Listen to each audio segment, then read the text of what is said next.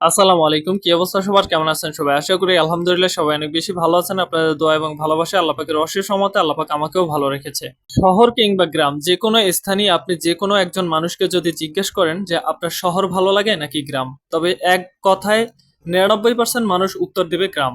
তবে ১% মানুষ যেহেতু গ্রাম না শহরকেই বেছে নিবে, কিন্তু ওই ১% লোকের মানুষের ভিতরেও দেখবেন গ্রামের প্রতি আকর্ষণটা বেশ রয়েছে।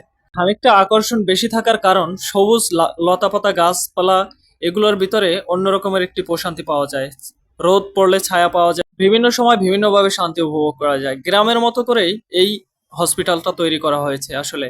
গ্রামের আদলে গ্রামের আর্ট সবকিছুই এই হসপিটালটার ভিতরে বিদ্যমান। তো আমি যখনই এই হসপিটালে যাই না কেন বা আসি না কেন আমার কাছে খুব বেশি ভালো লাগে। ভালো লাগার সুন্দর একটি কারণ হচ্ছে এই হসপিটালের ভিতরে কিংবা শহরের যে কোনো জায়গায় আপনি হাঁটাচলা করেন না কেন দেখবেন গাছপালা লতাপাতা নিয়েই মানুষ সবসময় বেঁচে থাকে এবং সৌন্দর্য তৈরি করে গাছপালা দিয়ে।